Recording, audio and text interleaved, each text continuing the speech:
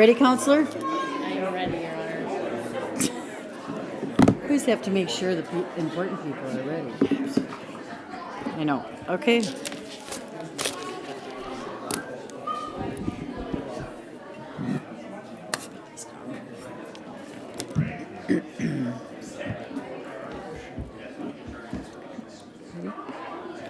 Ready? Time being 7:05, I call the Hastings City Council meeting to order. Please stand for the Pledge of Allegiance. Allegiance to the flag of the United States of America and to the republic for which it stands, one nation, under God, indivisible, with liberty and justice for all. Welcome, and this is always one of our favorite nights here because we get to welcome new employees, we get to watch people be promoted, and our audience is full of family and friends. So thank you all for being here, and tonight we will start with swearing in our newest council member, Dawn Vihrachoff.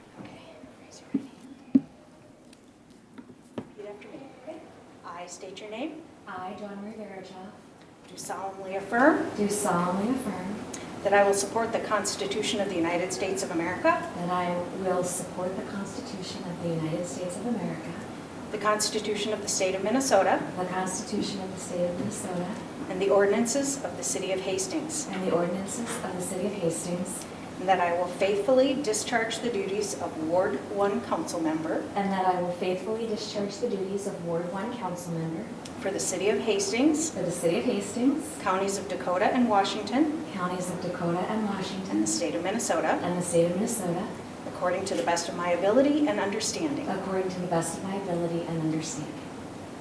Thank you so much.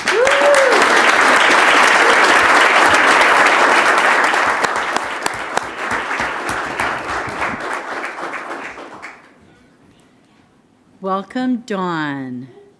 Yes.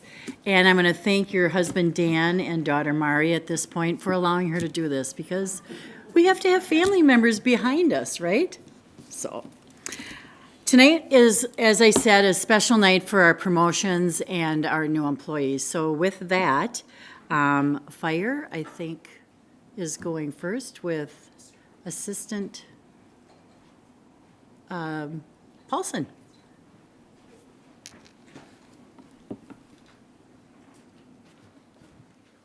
Good evening. Happy to be here tonight and recognize our new-ish employee, Joe Newman, who recently transitioned from being a paid-on-call firefighter to a full-time firefighter. Joe started with the department in 2019, went to paramedic school, and worked for Hennepin County Medical Center for a year before coming to us full-time. So Joe's got some good experience. He's a great employee, always been a great person. We're really happy to have him full-time.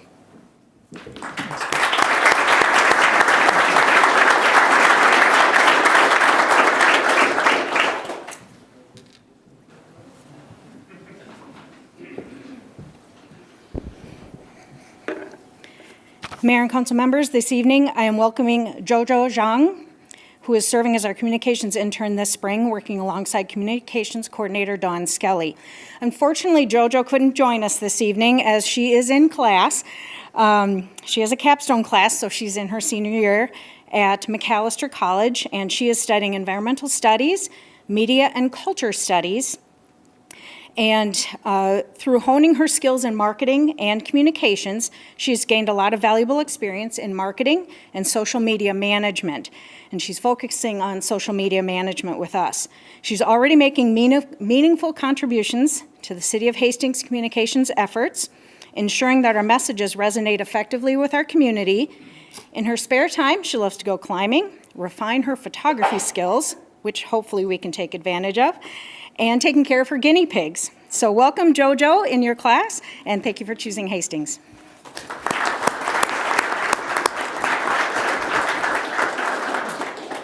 Chief Wolski?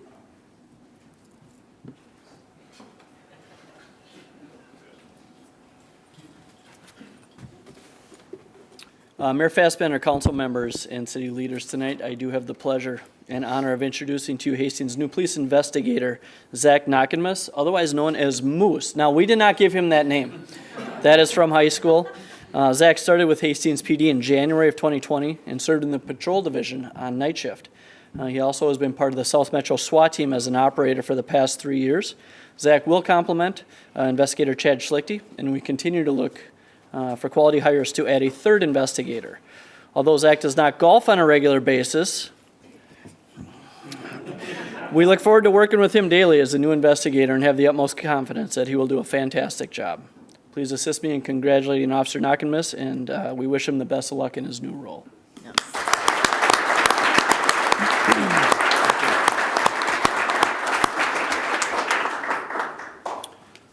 Mayor, would you like me to keep going? You can. All right, Officer Mike Running.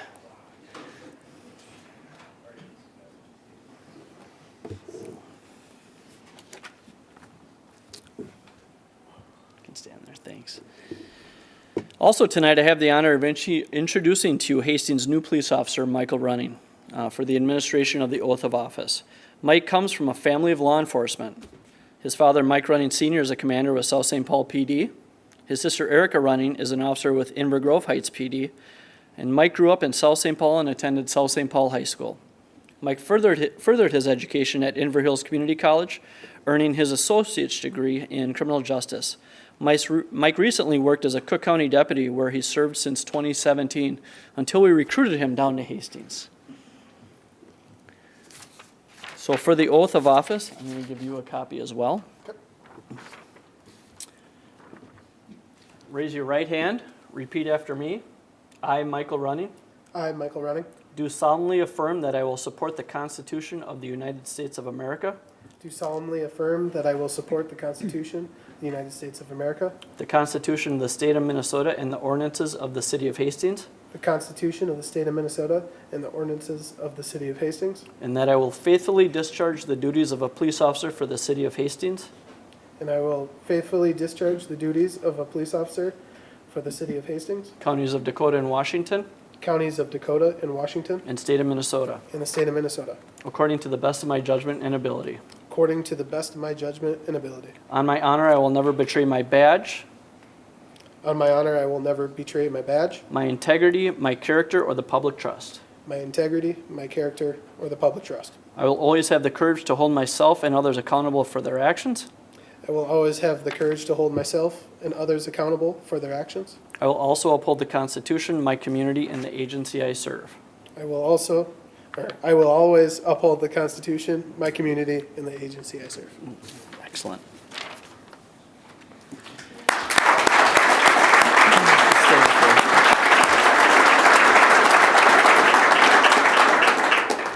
In addition, one of the most well-known symbols of policing is the badge.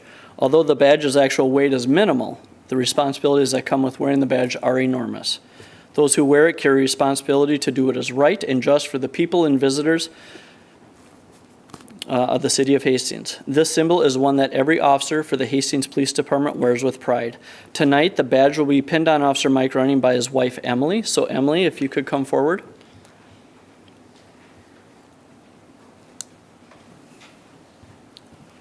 I'm gonna make you turn so we can get a good picture too.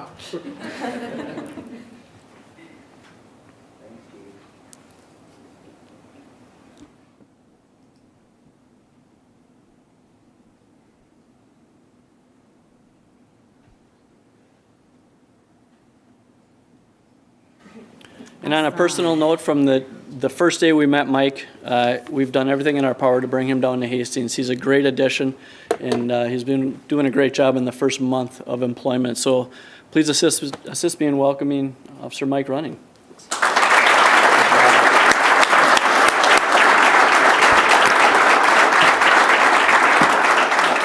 Employees and staff, or council, if we'd step forward for a photo, please.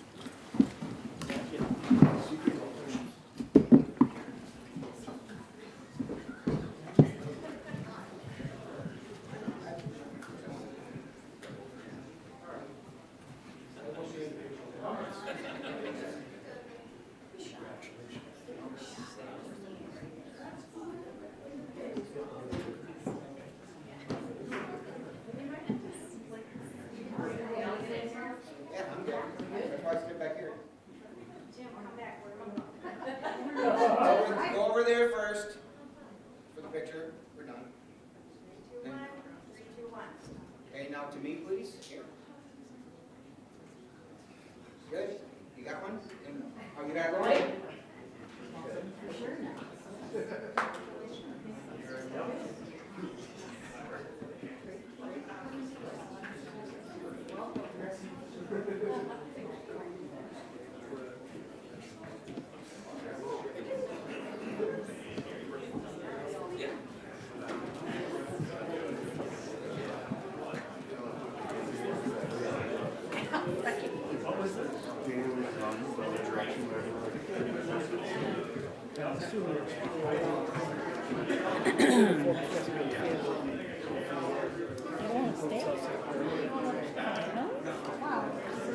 I like it when it's full.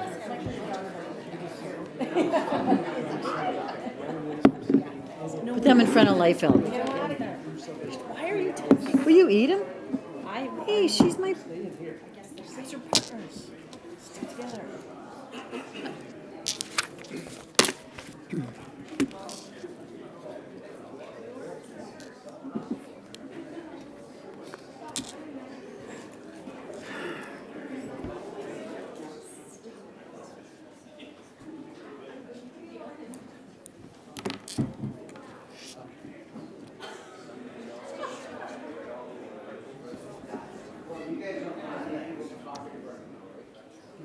Okay.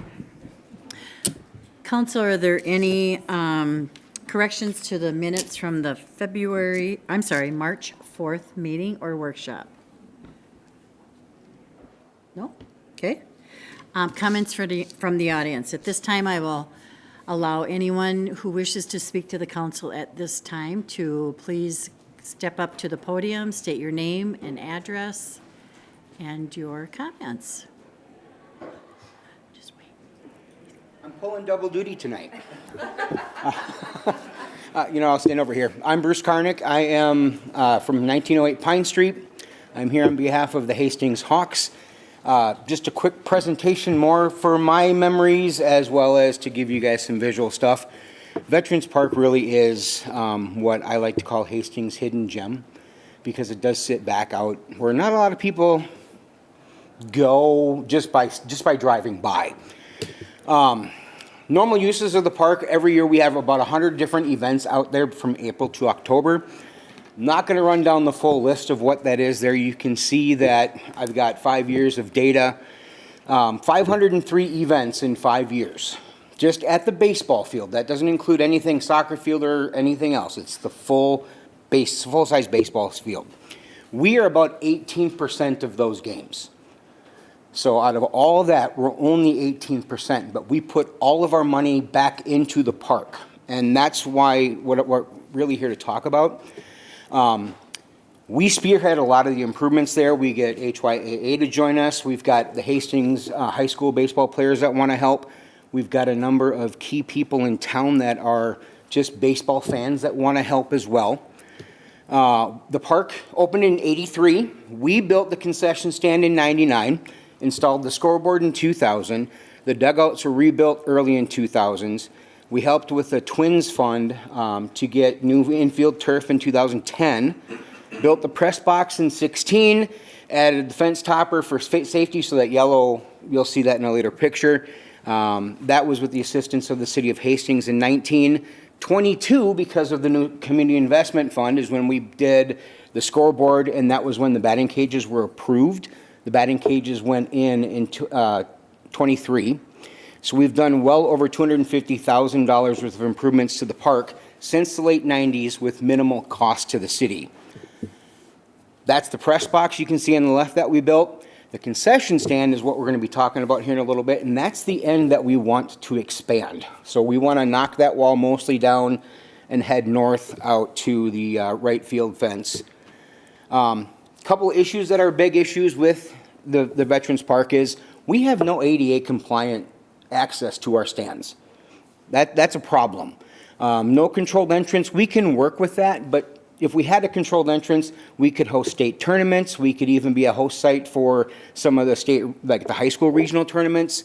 Some of the amenities that are failing our safety issue, I had the scoreboard on there, but we just replaced that, and it adds a ton to it.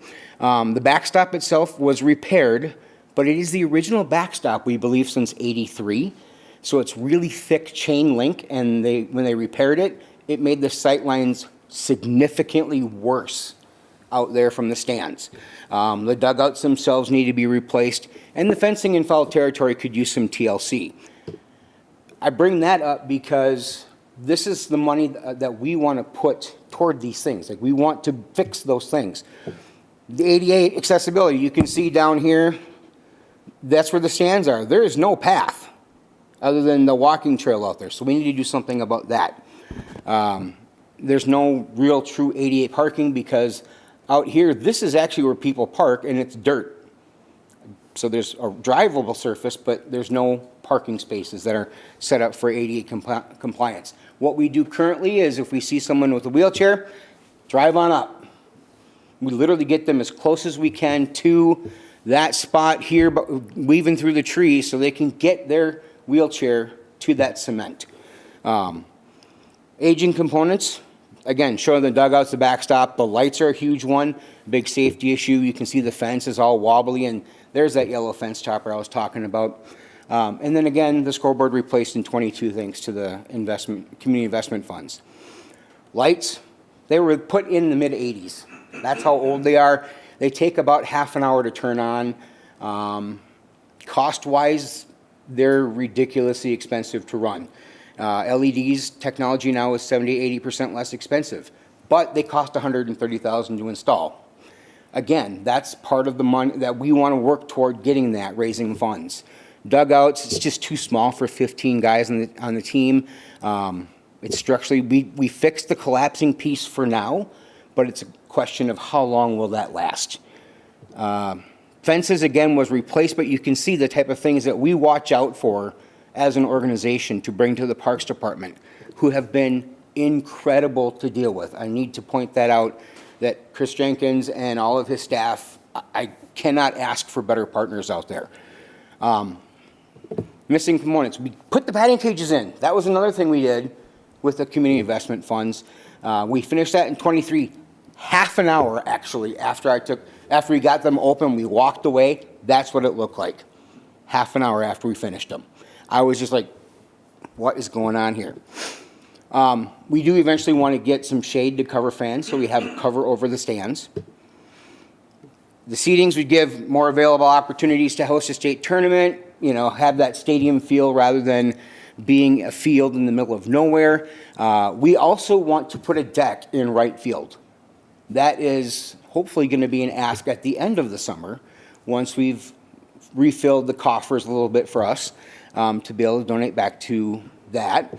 The concession stand. So tonight you guys are going to be voting on a concession stand community investment fund request.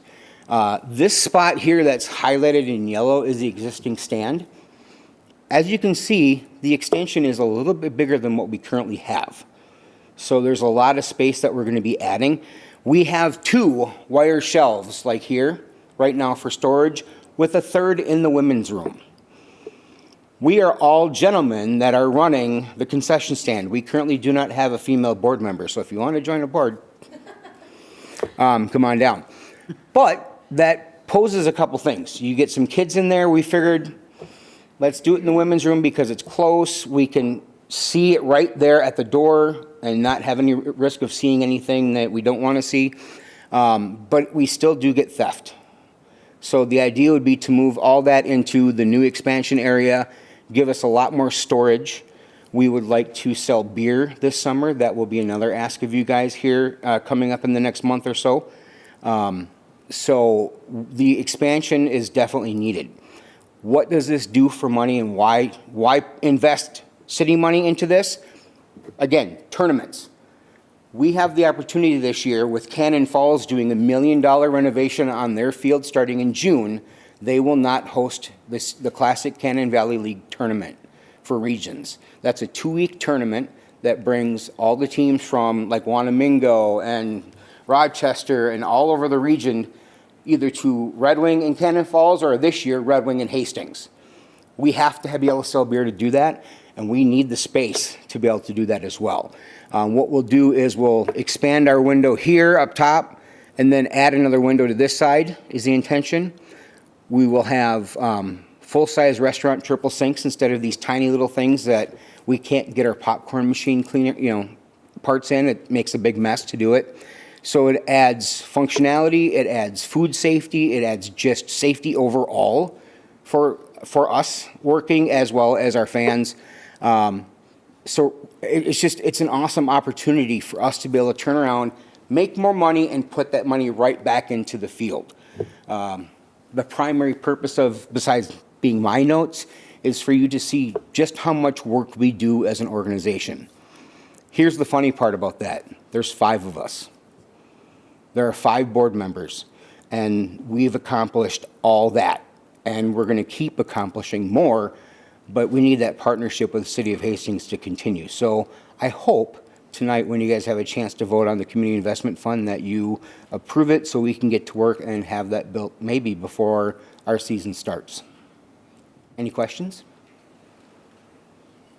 No? Okay. No? Thank you, Bruce. Yeah, thank you. You want to turn this off now? Anyone else like to wish to speak to the council? Oh, John's, okay. Come on up, Joe. This is so cute. Nick Alpig, 902 36th Street West here in Hastings. Tonight we have Cub Scouts from Troop 9444. We are one of 3 Cub Scout troops within the City of Hastings limits. These particular young boys all go to either Kennedy or Pine Harbor Elementary School.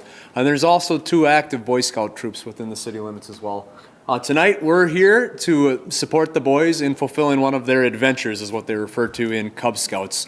One of the requirements to continue to advance. So these Scouts, we're finishing up their last full year as Cub Scouts. Next year they'll have a half year, and then they'll transition into Boy Scouts if they choose to continue that path. So tonight, first we want to present popcorn. So as part of our popcorn sales, that's our major fundraiser for the year. And whenever we get cash donations, we use that towards what's called the Hometown Heroes Fund. And so we'd like to present that to the city. If you as public servants would like to take some home and share it with your families, you're certainly welcome to. Certainly feel free to share it within your other city employees and members as well. So we'll present this at this time. Then I'm going to give the boys an opportunity to introduce themselves and have any questions. So boys, go ahead and Thanks, Nick. send that on up, please. Head on up. Whoever has their hands out there looking for popcorn. How are you, by the way, again? It's good to see you again. And we have a familiar face, too, with us. Mayor Haltfig is here again. How has it been since the mayor?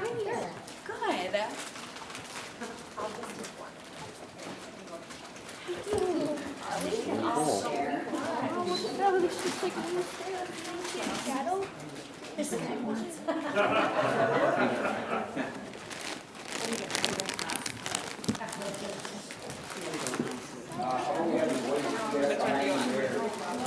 Yes, I'll go behind Mayor quick. We're going to take a picture really quick. Council, if we'd step forward, or you want to just do it back there? Oh, great. Come on up. Mayor, you want to sit in this chair again?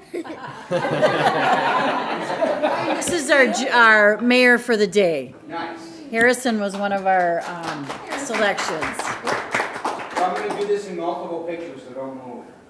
Hold up the popcorn. You want, I guess. Yes, we can do that. Okay, one over this way. 3 years.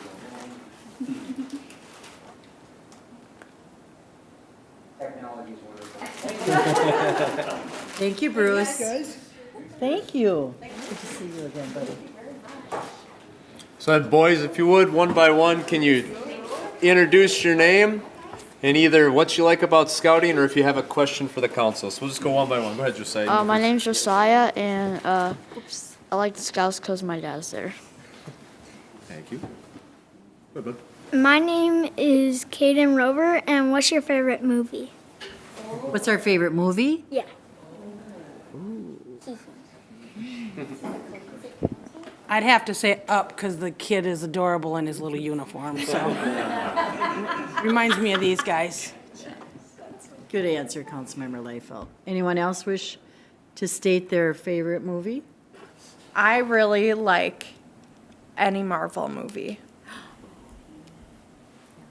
Okay. Hello, my name is Harrison, and my favorite thing about Cub Scouts is we learn a lot of skills. You learn a lot of skills. Hello, my name is Patrick Klein, and my favorite thing about Scouts is that we go camping. Oh, fun. That would be fun. Thank you for having us this evening. Well, thank you all for coming, and thanks for the popcorn. I'm sure it won't go to waste. Thanks, boys. Anyone else wish to speak to the council at this time? And no one on Zoom. Okay, council items, are there any items to be considered? Okay, and before the consent agenda, may we just state that there's a correction to number 11, Dan? Yeah, this was some last-minute language change for item 11 in the consent agenda, the joint powers agreement with Dakota County regarding some funds from the opioid settlement. So it really, some clarification language makes the process easier in the future, so thank you. Okay. With that change, council, I would accept a motion to approve the consent agenda with the change. Councilmember Lawrence and Councilmember Liefeld, discussion, council. All those in favor of the motion state by saying aye. Aye. Opposed to that motion state by saying nay. And that motion prevails. Under awarding of contracts, we have a resolution to an issuance of the sale of the GO charter bonds, Series 2024A, and tonight with us, we have Tammy Amdahl, who is frequently comes here and shares with our audience and ourselves good news. Welcome, Tammy. Good evening, Mayor, City Council members. Tammy Amdahl with Northland Securities here to present on the results. I am here because this morning, on the city's behalf, Northland accepted bids for the sale of the general obligation charter bonds, Series 2024A. The city's been preparing for this issuance for a while, and the bonds are being issued to finance facility improvements, including to the arena, and street and utility improvements, as well as improvements to City Hall, and they are being issued as charter bonds.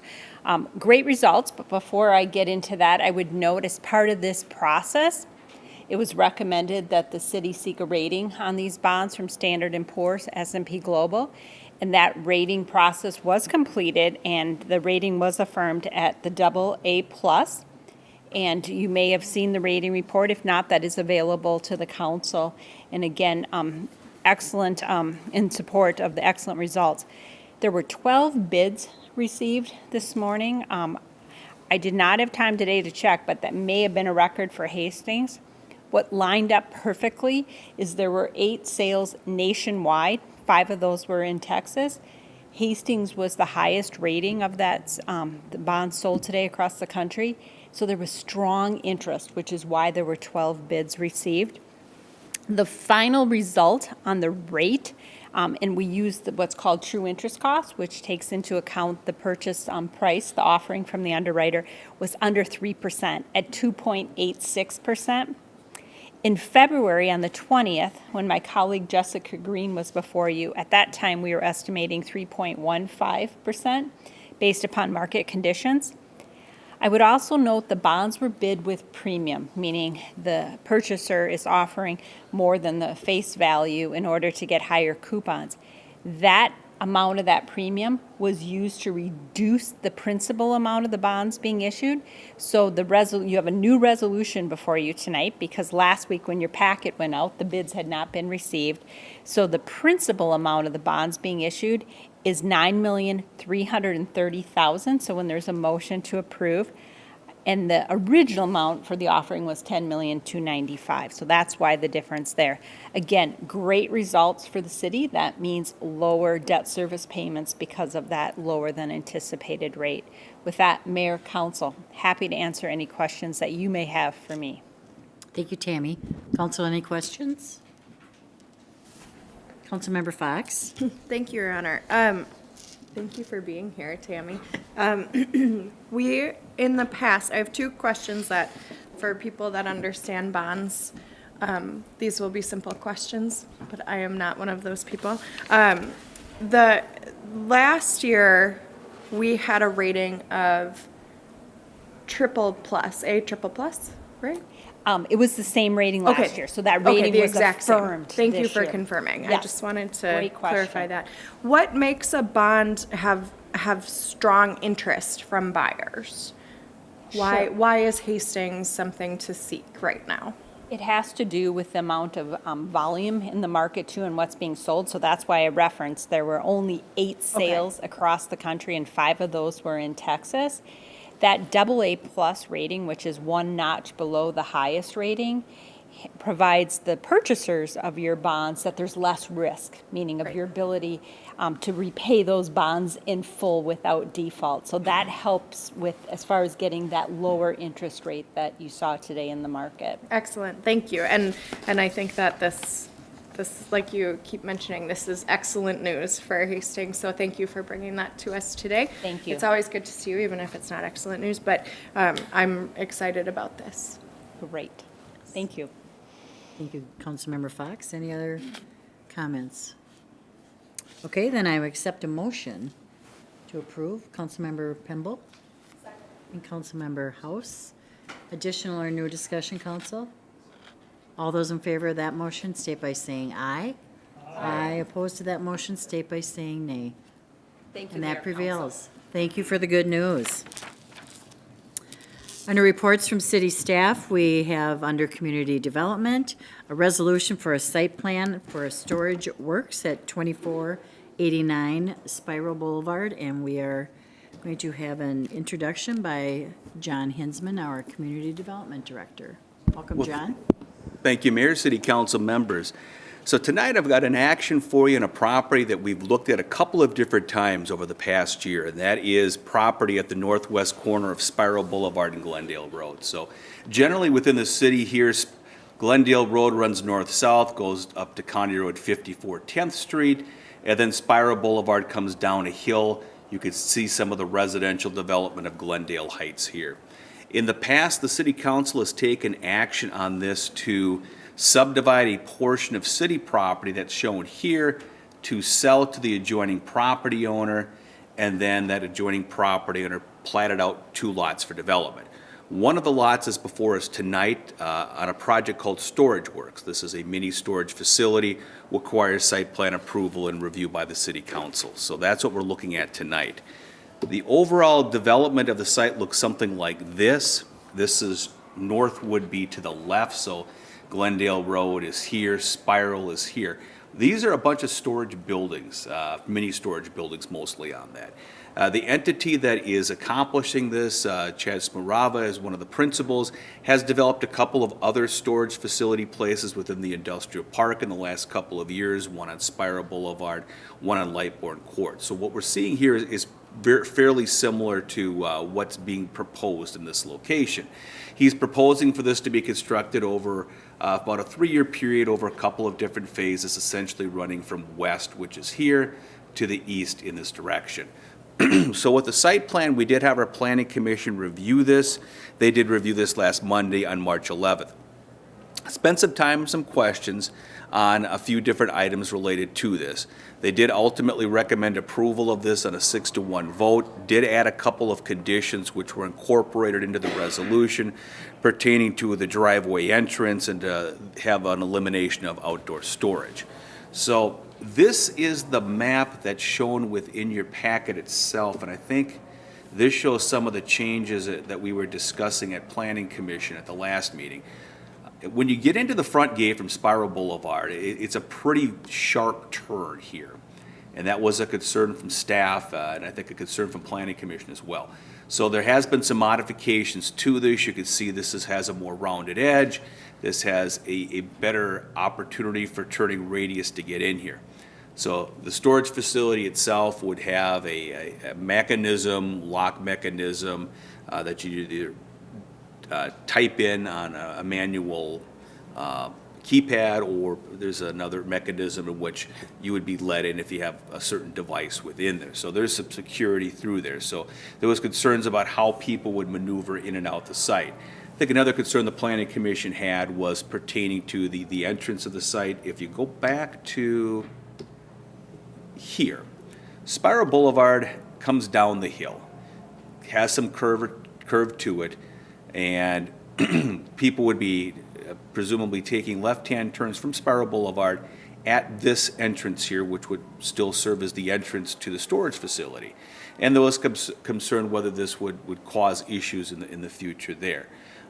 Ultimately, it was approved by the Planning Commission to do so, and that's what we're bringing forward to here tonight. Also, within the plant itself, landscaping-wise, there's a number of different landscaping items that would be required that they would need to plant. The plan here shows how that would be accomplished. Spiral Boulevard being over here, some planting going up the hill with trees and shrubs, and then a stormwater retention basin over to the east here. Ultimately, the materials of the facility are similar to what we've seen in other places that they've built within the city itself. There's some brick-like material that goes on the fronts of the buildings itself.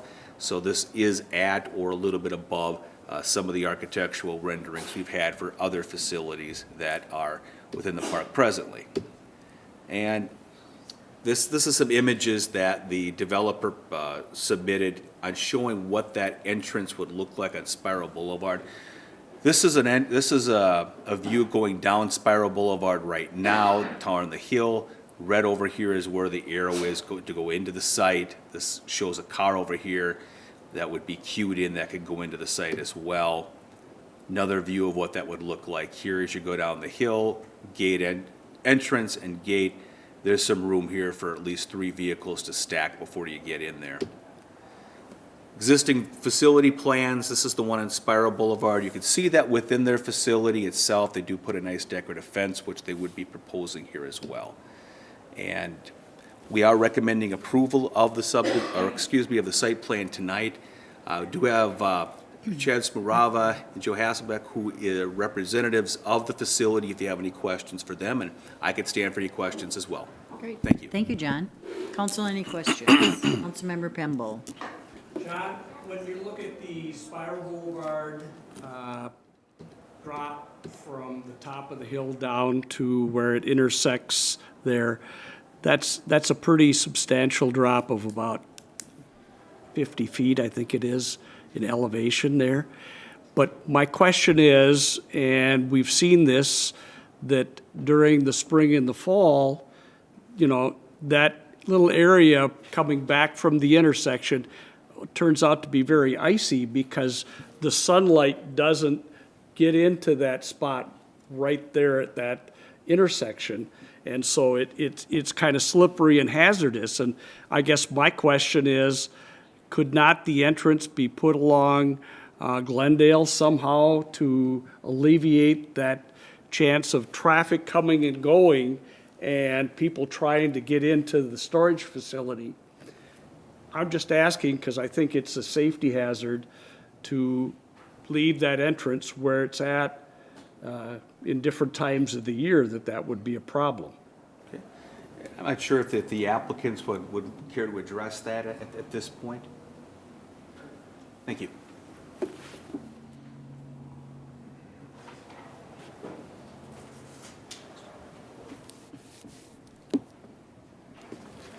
Thank you, council members, for inviting us tonight.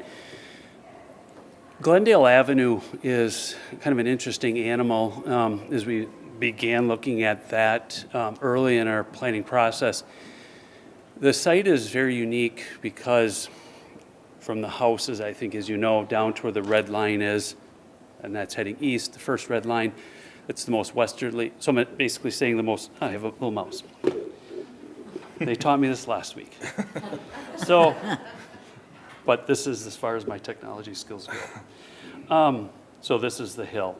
So basically what you have at the bottom where this red line is, that's the beginning of our property, but it's also essentially the base of the hill. Well, actually, it's right here. So that's an engineered hill that keeps the houses on the top, and I'm not an engineer, but keeps the houses on the top. So the other part that becomes very prevalent here is the whole site has a natural slope, a strong natural slope to the north. And spiral is obviously a little higher, and it fades downward as it moves north. So as a result, this hill, this engineered hill, right here, also slopes, the bottom of it slopes down to the north. So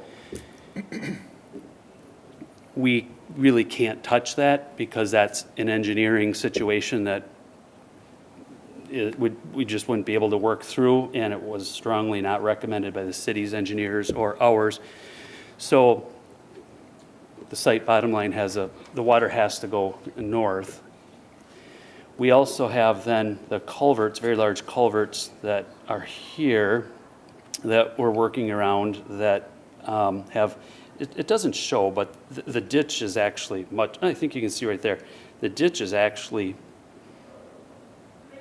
more on our property, which is fine, but there's just quite a significant amount of our property taken up there.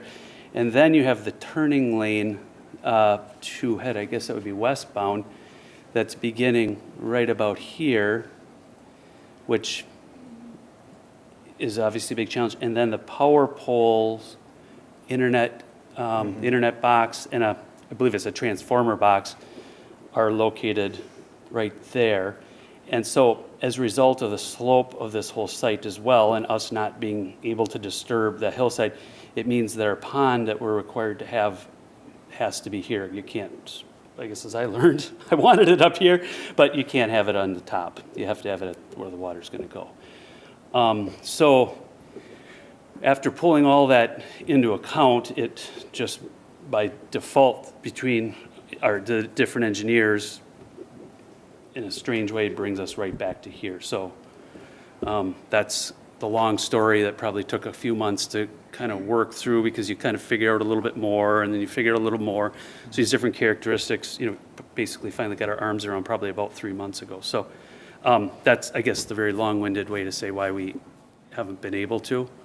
Okay, when looking at that and seeing where the runoff basin is supposed to be to the north and closer to the pond that exists in that property north of yours, and my question is, can we not have that entrance a little higher up the hill so you drive down into the lower end of it so that you're closer to the top of the hill maybe? And because whoever the property owner before you cleared out all those trees along in there and opened that space up. And it's like, okay, is it possible to work at a higher elevation for an entrance and then get into your storage facility if you can't make it work off of Glendale? Sure. So one of the pictures John showed, I believe it was the first one, was shown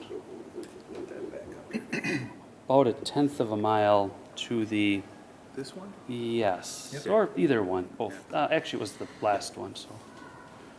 So this is about 1/10 of a mile to the west. So it's about that point where it kind of starts to flatten out, but it is on, the road flattens out, but our property still has a very strong elevation change, which you can see right here. So it's nice from the perspective that it's opened up, so for a visibility perspective, this car where I'm standing, you can see it from 1/10 of a mile. So it's very good from that perspective. To have it up here would put it in a place where the road is not flat, because as you can see, it gets, I don't want to exaggerate, but it's pretty darn flat there relative to where it leans off to the south there where the old dump was, and that curve. And so, but my question is, if you were to put the entrance at a higher elevation and you just came over the hill and worked down to the elevation where your building is going to be. So a couple things, it does put us then it puts us on the curve. The second thing is the water all going to the north. Engineering-wise, it doesn't work. Maybe I'll let you say it. You would understand. We did speak with our civil engineers about that, and the further uphill we go, we're creating a teeter-totter point. Right, you're gonna be at a point like this, and your entrance will have to crest somewhere Correct. in your property, and then, And that creates a stormwater issue, so we didn't want to exacerbate, in fact, we're not allowed to exacerbate any other issue of water flowing down on towards the spiral direction. So in the current design, how our civil engineers have it set, everything follows that natural topography. It was really meant to, as Chad alluded to when we started, protect the housing and keep that engineered hill basically well, yeah, because untouched. it's basically a gravel and sand hill that's been excavated to a certain degree. In fact, there's still a chunk in there of a sugar sand. In the south corner, you still have a pretty good size chunk of, and are you just covering that over? We have to do there's a very specific engineering tactic that Right. we will be undertaking as part of this. That exposed Yes. piece, yes. I Yeah, guess we have my concern is the safety factor of coming down the hill and knowing what it's like in the fall and the spring when you don't get good heat penetration down to that blacktop area there, and it gets very slippery. And so, the part of that responsibility is the care of the roadway, but having your entrance come at that critical point makes it, could be somewhat difficult and demanding. I think that was where partnering with the city's engineering staff greatly benefited us. I don't believe the image, I sent John an image earlier, but it shows we have the ability to stack 4 very large size SUVs. So through strong partnership and active listening with the city, I feel confident that any customer base that we have that'll be present at this site won't necessarily be on the road to conflict with traffic at the time where they're interacting business on our establishment. At your 2 other facilities just up the road there, what kind of, I mean, you don't get a lot of demand. You might have 1 vehicle at a time pulling up, correct? Yep, so I did, in preparation for tonight, pulled up several months of reports, because we can see every time someone comes or goes. And so we average 9.6 entries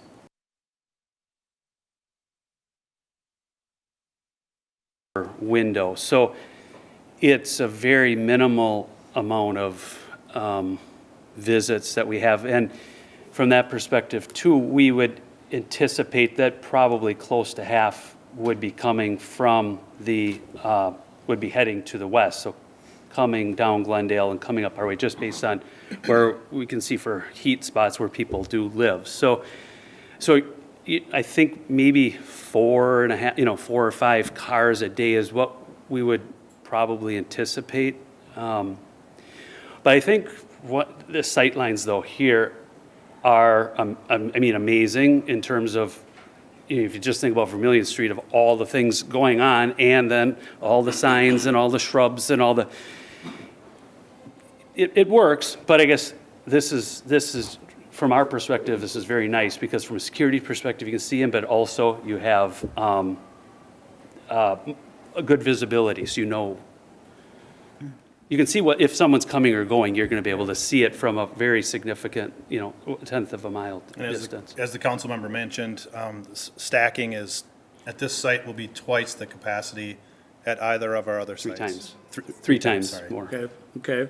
At our current facility, we kind of have enough for 1.5, which means 1. And so that's where, very early in the process, city engineers are like, don't bring that to us. And so I think maybe we originally brought it with 2, and we basically are now at 4, almost 4. And my understanding is this has been run by the fire department about getting rigs in and making that right-hand turn and then another right-hand turn right away to get into the backside. That's correct. That was part of the planning committee, yep. And that there's no outside storage. This will be also everything inside and locked up. We're not storing any Yep, it is our understanding that is boats or anything like that? We'll comply with that's the a code, condition yep. of the approval, correct. Okay. Thank you. Thank you, Councilmember Pemble. Any other comments? Councilmember House? Thank you, Your Honor. Only question I have is mainly for John more than anything. Will this affect the walking path on the on Spiral Boulevard at all? And will the trees and shrubs planted along that edge limit traffic visibility by chance at all? Sure. Councilmember, here's the image of Spiral Boulevard. You can see the trail coming through here. This would not. The entrance would come here and main gate about this portion, so there would be some portion that cars would be traversing over that entrance area, but no, it will not affect the trail along Spiral Boulevard. As far as the plantings go, excuse me, a lot of the plantings are going to be located here, which is somewhat up elevation of Spiral Boulevard. So from a visibility standpoint, a lot of them are going to be shrubs. There are some trees within there. So I don't believe that that's going to have a visibility factor upon the entrance around the roadway there. Thank you. Thank you, Councilmember House. Councilmember Fox? Thank you, Your Honor. Councilmember Pemble, thank you for asking all of those questions. I think it speaks to the thoughtfulness of our Planning Commission and the thoughtfulness of the developer. So Chad and Mr. Thank you for being here tonight and answering those questions. I was able to get a tour of the last site that Chad opened, and it is fantastic, and it's a really high quality storage facility, and I expect this one will be the same. So thank you for investing in our community in this way. And I truly appreciate all of those thoughtful questions, council members, so that we know we've discovered and explored all of those options to keep people safe and to keep things in a good way. I would like to move to approve the site plan and the attached resolution. Thank you, Councilmember Fox. And Councilmember Liefeld, second. New or additional discussion, council? All those in favor of the motion state by saying aye. Aye. Opposed to that motion state by saying nay. Nay. And that motion still prevails. Thank you, Mayor. Thank you, John. Under administration tonight, we'll be having an introduction by our city administrator, Dan Waticha, on the Community Investment Fund. Thank you. I really should just hand this over to Mr. Kernick. As you know, the city created the Community Investment Fund 3 years ago to encourage community-driven projects, foster collaboration with community organizations, and also to leverage financial support for projects. We started the year, put out application process. Those were received, and the Finance Committee reviewed them last week, March 11th. Finance Committee unanimously recommended funding for 5 projects. Barb Hollenbeck's property at 209 Sibley Street with a mural, Downtown Business Association with holiday lighting on rooftops, as well as some additional lighting on adjacent streets and trees in Oliver Grove Park. As we saw, the Hastings Hawks with expansion and roof replacement of the concessions building. Do note that that is contingent on state approval because the property actually is leased by the state or from the state. Hastings Environmental Protectors for some portable signs to advertise events, and the Hastings Pickleball Association for several public-facing improvements to the pickleball courts, windscreen, picnic tables, and etiquette signage. In total, those are almost $51,000, which is certainly within budget. It also brings in almost $29,000 of financial match, as well as $6,000 of in-kind labor from organizations directly for these projects. And obviously where they spin out and benefit other projects, as we saw with the Hawks presentation. The numbers are even beyond what we see here. There is roughly $49,000 still budgeted that we might receive additional applications later in the year. Otherwise, the intent would be to carry those forward into 2025. With that, I can certainly take any questions, or a couple of the Finance Committee members are also available for questions you might have. Thank you. Thank you, Dan. Council, any questions? Councilmember Fox? Thank you, Your Honor. Thank you, Dan. This is always one of the most joyful Finance Committee meetings because we get to hear from what our community is interested in us investing in. And we have really specific expectations, we have really specific guidelines, and then we have a long conversation about what we actually would like to do with this money and how we can most appropriately support our community. I'm very proud of this program, and I would really like to move to approve this proposal. And also, just a quick side note to that, I would like to encourage other community investment considerations. We do still have this money available, and we're really excited to support our community in these important ways. Thank you, Councilmember Fox. Any other discussion, Council?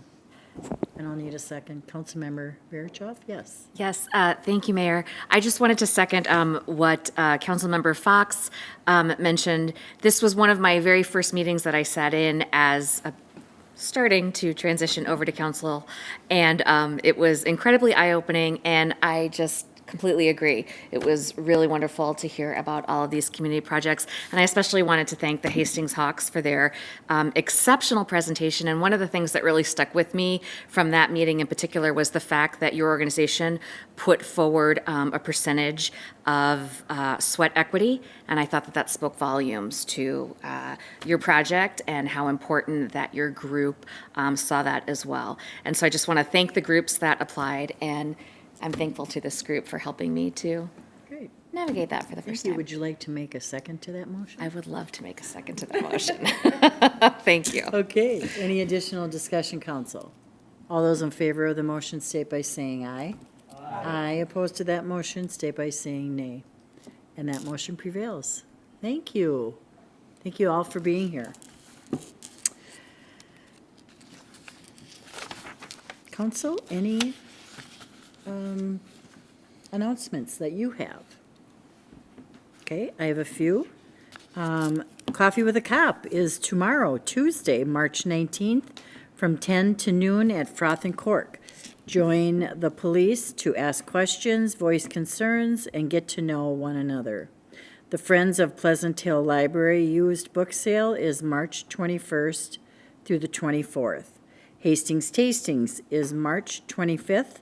Hastings area restaurants provide samples of their specialty menu items to guests. There is a silent auction and raffle.